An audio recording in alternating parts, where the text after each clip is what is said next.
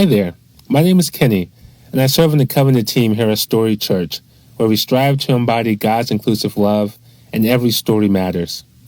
Our community is made up of people at various points in their faith journey, and we do not take it lightly that you decided to spend time with us today. We hope this message gives you a space to connect with God and a glimpse into how we live out our shared values. We have been blessed by the generous support of our community, including listeners like you. Your support enables us to show up in Alamance County and beyond, living out the story we feel God has called us to. If this podcast has been a blessing to you, helping you see a more inclusive, just, and holy story of God, and if you want to be a part of this work of showing God's love in our community, we invite you to consider supporting us financially as we work to end the year in a place of financial health. You can make a gift by following the link in our show notes. But thank you for taking a chance and showing up. Here now, the message. Really, what I'm going to do right now is I'm going to invite two folks in your community to come and to share their stories. All right, so the first one I'm going to ask is Arianna, who is our welcomer extraordinaire, to come. Have a seat, Arianna. Not the hot seat, just, maybe warm? I don't know. Okay. Yeah. If you wouldn't mind, just briefly tell folks who you are, your significant other, how long you have been at Storied Church. Hi, everyone. People know you. My name is Arianna, and I have been coming here since, November 6th? November 6th. The day after election. Yeah. And I think I remember, you're relatively new to the community? Yes. Okay. And so what drew you to even come to visit for the first time? This is actually my favorite story. He's now my ex-boyfriend, but we were together and he was getting Ubers, and actually Sky was driving him to work. I didn't know you all have an Uber ministry too. This is amazing. That's Sky. All right. That's good. Okay, yeah. Sorry. Sky was driving him to work. Yeah. Or therapy or something. And Okay. And was mentioning the church and talking about it. Oh, and wow. I had just said to him, I miss the community of church. And he was like, oh, well, you should go to this one. Look at this one. And I came to I reached out to Jason first. And I just asked some questions to see if I belonged. And I looked it up and I was like, this seems like something I want to do and go to. Mm-hmm. So I actually went to Trackside the day after election. And that is what really sold me, because everyone, I felt like I needed to be a part of this community, and the beliefs were so close to mine, and it felt right. That's so good. And so what I'm going to ask, any other meaningful or powerful moments since you have been here? Yes. Actually, every moment here has been meaningful. I love it here. Okay. All right. But I think I've not been here that long, but sure. My first few weeks here, I think my favorite is that I was invited to go see Wicked with people. So I went with 3 people, and it was really nice. And I think being able to feel like I've made friends after a short time is really great. Yeah. So. Yeah. I'm feeling almost immediately you were welcomed and embraced. I didn't feel new when I came in. Okay. Yeah. So now that you're part of Storied Church, if you had a magic wand and you just right? Cost, whatever. Any obstacles. If you had a magic wand, what would you wish for Storied Church? Well, not even about mine. I just wish more people knew about it, so that way they can come here and experience just how great this church is. Fair enough. And final question then. What would you like to tell these folks specifically about what Storied Church has meant to you? I just want to tell everyone here, thank you for letting me be a part of the church. I love it here. I love everyone here. That's all I have. Thank you. Thank you. All right. I got emotional just hearing that. Then that's not a joke. So Shelley. Yay, Shelley. I'm going to give this microphone to you. Thank you. Thanks for being my second guinea pig. Thank you so much. Yes. Same question. If you can introduce yourself, how long you have been a part of Storied Church, and what brought you into this community in the first place? Shelley Willis. Shelley Willis. So that is legal now. The other part of the name is gone.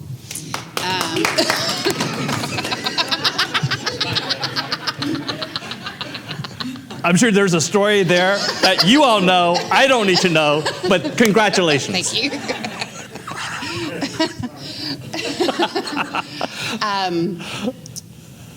So I like to think that I have been here since we first started. David Gaddy reached out to me. We had both been at another church in town, and there was a mass exodus. And Gaddy reached out to me and said, I want you to meet this guy over there on this phone. And then there was a period of time that I kind of stepped away. My father passed away, and I was very angry, so I stepped away. But then getting back involved, especially when we were at the train station, when we were at the museum, and really trying to get more involved in the children's ministries. That's always been my passion. Yeah. So, so for 5 years, off and on, but really committed the last couple of years. That's lovely. Thank you. Yeah. So during these past 5 years, what comes to your mind as a very particularly meaningful, it doesn't have to be the most, right? But particularly meaningful or powerful moment that you have experienced at the church? I'd like to share two. Well, more than welcome. When my father was sick and he wanted to have a pig picking cookout in the backyard, he was staying with me, and so I reached out to Gaddy, said, bring the kids, come over, we're going to have some inflatables, we're going to get a pig, and bring Jason. And he's not the pig. he was not the pig. We did not roast him. Okay. We did not roast him. Okay. I just want to be clear. I'm kind of new, so I didn't know, okay. But my father was agnostic. Yeah. And for him to see that this is what a preacher does, he didn't know my dad, but that this is what someone who truly, genuinely cares about people, that they're willing to go into somewhere that's unfamiliar to them and to be that shining light, to be that example.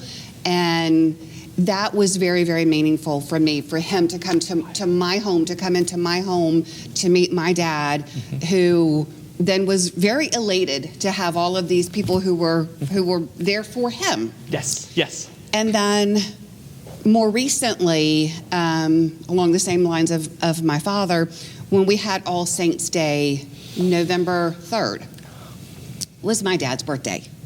Wow.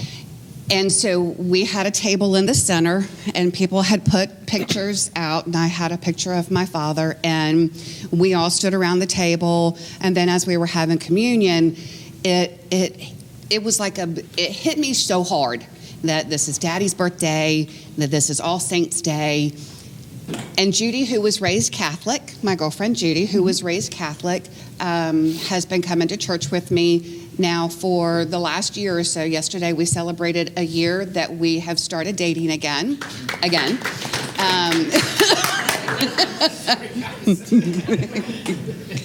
And all I could do was cry, standing around the table, knowing that I was embraced not only in God's love, but also the love in this community and around the table. And Judy standing there holding me as I'm just boo-hooing my eyes out, sobbing. And Jason kind of walking around as he was doing communion, and Judy whispered in my ear, and I'm like, I can't right now. I couldn't swallow. I would not have been able to swallow. So knowing that it was okay to be that vulnerable, and knowing that I was supported and that I was loved and that I wasn't judged, and being able to do it in such a manner with my female counterpart, whereas in another church that we had been in, that would not have been possible. So the full acceptance, showing up as your authentic self, knowing that there are people who care about you and love you, and it doesn't matter if we're black, white, pink, or purple polka dots. So thank you, Jason. Thank you, Gaddy. This kiddo over here. And thank you, my love.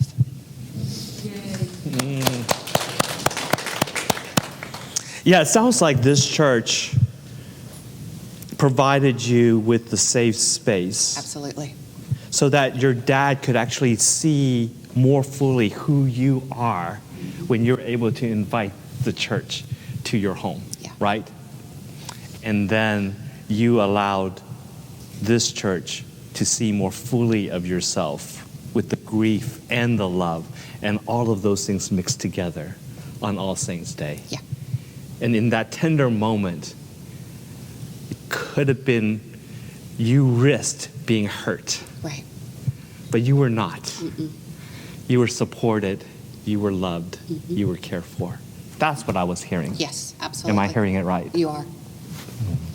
Thank you for saying that much more succinctly than I did. My pleasure. So if you had a magic wand to wave, what would be your wish for Storied Church? I really would like to figure out some way that I can get more teens involved, because, of course, when you look at congregations around town and you see how people, you end up aging, the church ages out. And if we don't have the youth to follow along behind us to continue to sustain it.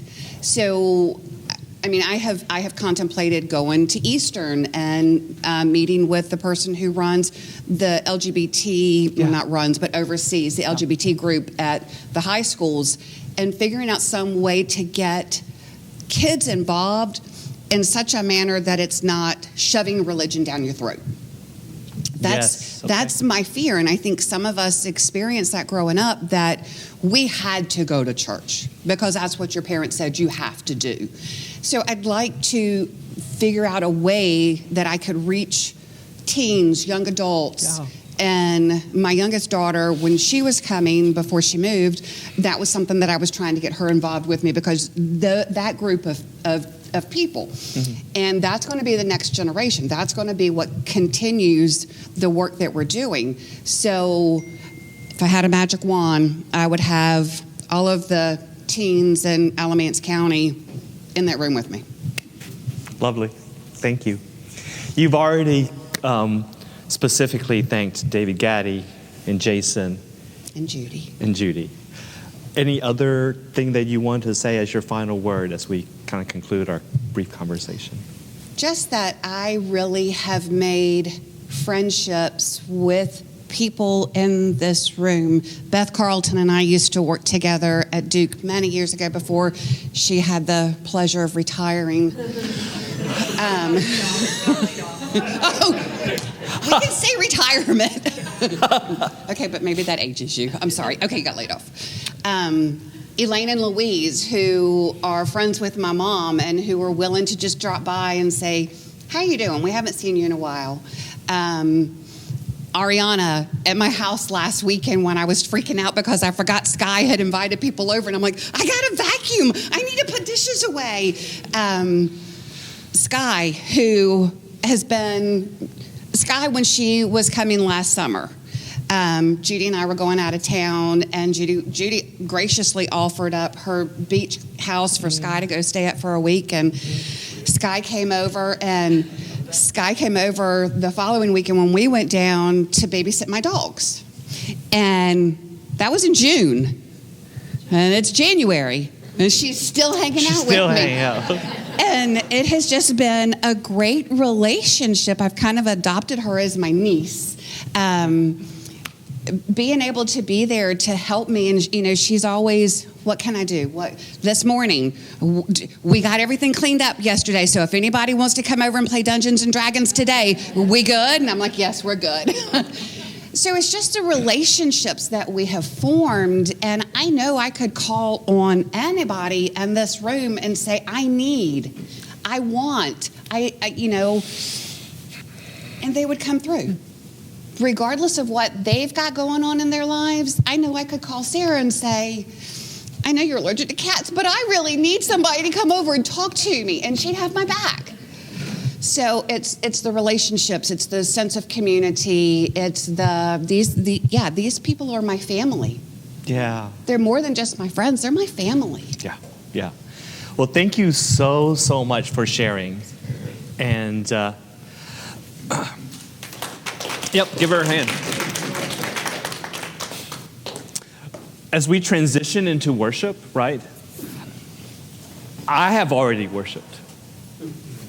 Through these stories, what I'm hearing is that these folks that I've just had a brief conversation with, they experienced the true, deep love and compassion and acceptance and grace of God in Christ through you. That your lives and your stories, you are the incarnation of the love of God.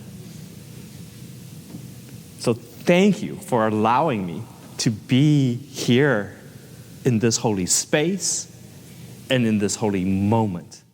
So part of our sermon series, God's Work, Our Next Steps, we are talking about and celebrating the way God has been at work in us, and then part of what our next steps are, and you getting the opportunity to meet some of the people on our leadership team. So we're going to take the next couple minutes to get to know, and some of y'all know him, but some of y'all don't. Kenny is going to come and welcome, Kenny.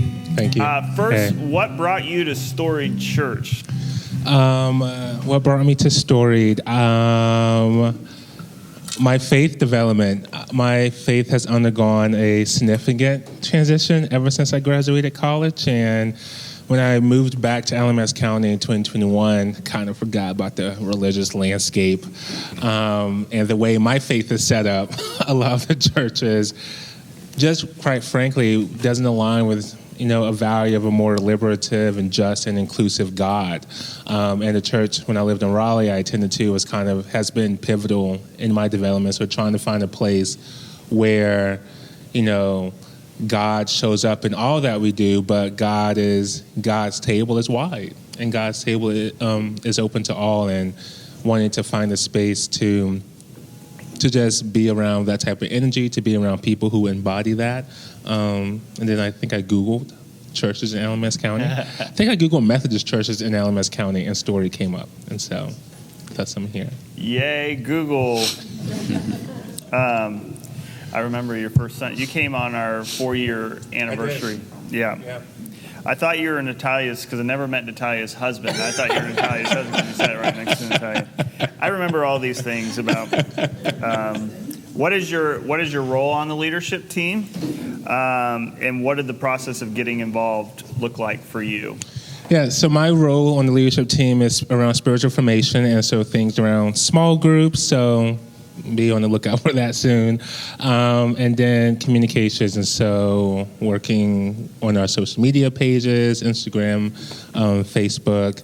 And I think for me, the process of getting involved, I think you just start coming, and it was a small community, and so you realize that you get out what you put in, and if you want the success of this church to be great and to be grand, then that means I also need to figure out what's my role is, and kind of helping to share that mission and to embody that. And I think just getting involved and seeing what I can plug in. And after talking with you multiple times, he was I'm like, not persistent. he was like, hey, do you want to do this? And I was like, oh, maybe, sure, cool. And then now I'm here. But, getting involved, for me, if every Sunday my role was to just come and set up the sound, and that was it, then I know that I have done meaningful work in making sure that we do what we do to the best of our ability and facilitating the space for God to show up. So, yeah. Wonderful. I love one of the assets, as we'll talk about, that I feel Kenny brings to the table of his many giftedness is that I'm probably more of a Debbie Downer. I don't meet with me on Mondays. We're meeting tomorrow over coffee. But probably not a good idea. But Kenny's affect is always very joyful. He's such a great person to have at the table. And I know that you speak about your mom, and I know that comes from your family and how they raised you, which is really beautiful. As Michael has been asking, what is one dream you have for this community? If you can wave a magic wand, especially if finances aren't an issue, what is one dream that you have for this community?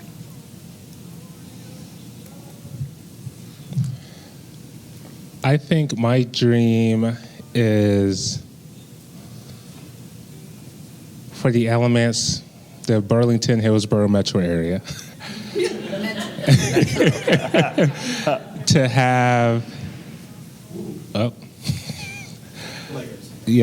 to have Legos. But to have a Storied Church ethic where there are people in the community that are soft places to land, and that Storied Church is a soft place to land, and doesn't matter where you come from, or it doesn't matter what part of the journey that you're on, that when you enter these doors, you will feel loved, you will feel seen, and will help you along your way in terms of where you're going to go.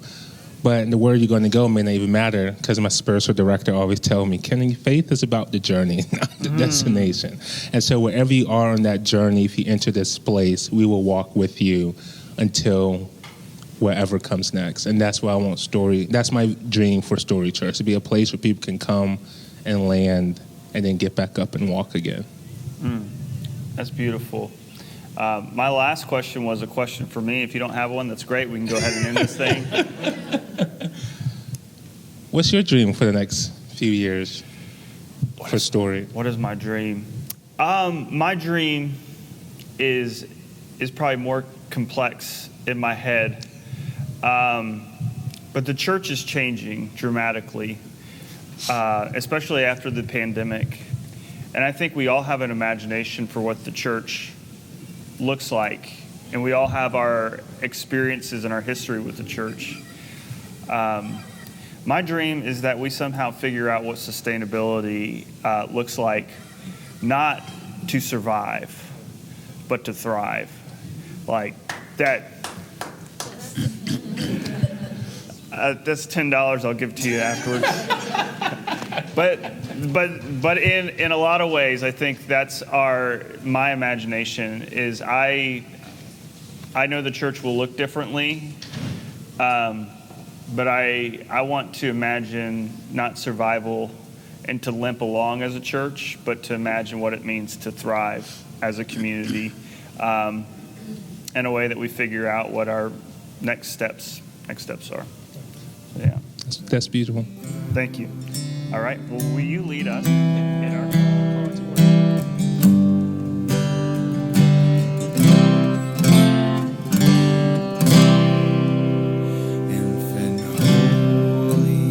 Infant lowly, you who once held heaven's crown, now you lie here, cold and hungry, in the silent midnight hour, with your parents wrapped in glory, still exhausted from the journey. You were helpless in that hour, you set aside.